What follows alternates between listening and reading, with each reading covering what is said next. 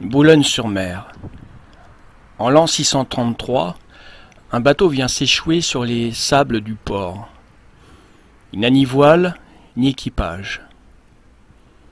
Au même instant, la Vierge apparaît dans une chapelle de la ville haute. Elle révèle aux fidèles la présence d'une esquiffe, d'une statue à son image, et demande qu'on l'amène en ces lieux où l'on érigera une nouvelle église en son honneur. Les Boulonnais découvrent effectivement, dans la barque, une statue de bois représentant une Vierge à l'enfant Jésus.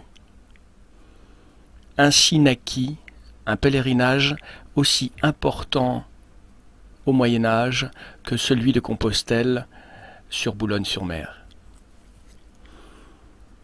En janvier 1303, Philippe IV le Bel, accompagné de ses 3 fils, se rendit à Boulogne pour le mariage de sa fille, Isabelle de France, avec Édouard II d'Angleterre. La cérémonie fut célébrée dans le sanctuaire abritant la statue miraculeuse. Renforcé par sa foi, le roi souhaite à son retour créer un pèlerinage raccourci proche de la capitale pour éviter les périls d'un si long et coûteux voyage vers le nord. Le 2e Boulogne est né. C'est le village de Menu-les-Saint-Cloud qui fut choisi. La Seine s'y étalait comme un bras de mer. Philippe IV, mort avant d'avoir pu édifier l'église, c'est son fils Philippe V qui réalisera le vœu de son père. L'église Notre-Dame des Menus, à Boulogne, devient le lieu de pèlerinage qui assurera l'expansion rapide du village. Son architecture devait rappeler celle de sa sœur aînée des bords de mer.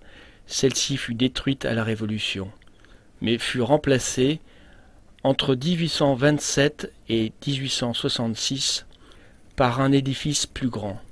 L'abbé Benoît Agathon Affringue s'était improvisé architecte et a eu une foi énorme à construire cette basilique Immaculée Conception à cette époque. Pour financer le chantier, l'abbé lança une souscription publique. Le succès est au rendez-vous. Beaucoup y participent à son financement, y compris des personnalités comme Chateaubriand ou Victor Hugo. Et même le pape ira jusqu'à organiser une tombola à Rome pour récolter des fonds. Même Napoléon III lui donnera 1000 francs de l'époque, qui était une grosse somme. Comme les dons sont plus nombreux que prévu, l'abbé Affringue étend l'édifice en créant une nef en croix latine autour du dôme, ainsi qu'une crypte, la crypte la plus grande de France, qui a pu d'ailleurs sauver beaucoup de gens pendant la guerre. Honoré de Balzac avait écrit à l'abbé « Monsieur l'abbé, je suis un écrivain pauvre, et quand j'aurai mis phrase sur phrase, peut-être ne serai-je qu'un pauvre écrivain. Tandis que vous, en mettant pierre sur pierre, à part le mérite d'art qui sera dans votre église, vous êtes fier d'être un sublime architecte. La foi religieuse est toujours grande dans ses œuvres, et rien n'est certain dans ce que fait la littérature.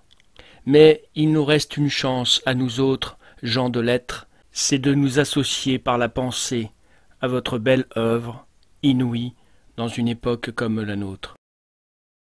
Je voulais, avant de parler des Templiers, Godefroy de Bouillon, qui habitait à Boulogne, avait fait la première croisade qui avait aidé au commencement du mouvement des Templiers, parler de l'apparition de la Vierge et de l'enfant de Boulogne-sur-Mer et de la statue de la barque avec Marie et Jésus, pour se réconcilier avec la religion et l'histoire étroitement liées à la Vierge, qui anime depuis l'an 636 de nombreux pèlerinages où tous les rois de France sont venus participer, avec une foi incommensurable qui a aidé la vie des hommes et des femmes jusqu'à aujourd'hui.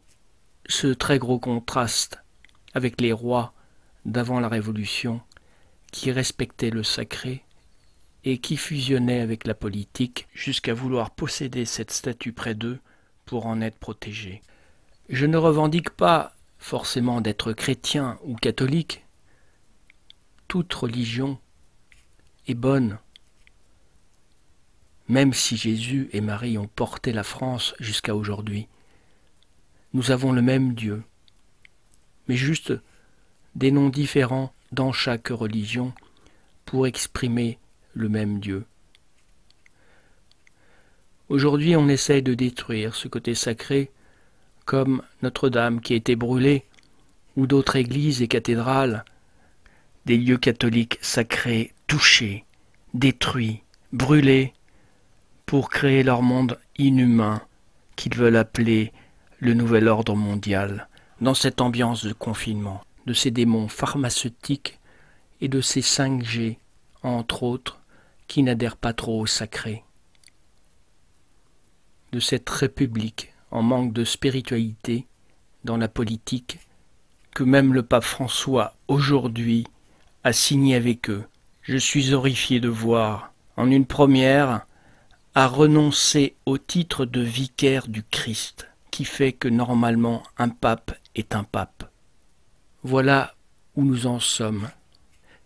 J'ai osé mettre l'habit de Jésus, car je crois qu'il revient aujourd'hui, pour mettre un peu d'ordre et se faire accepter enfin. Ces conflits qui seront toujours, tant qu'il ne sera pas accepté comme vrai roi. Soyez conscients que le pouvoir politique d'aujourd'hui crée des conflits au sein des religions, comme il en a existé depuis trop longtemps, même entre catholiques et protestants, ou pour gagner une terre sainte, des morts au nom de Dieu pour y arriver. Il faut stopper cela. Dieu me dit, arrêtons cela et fusionnons ensemble. Religion, riches, pauvres, nous avons le même Dieu.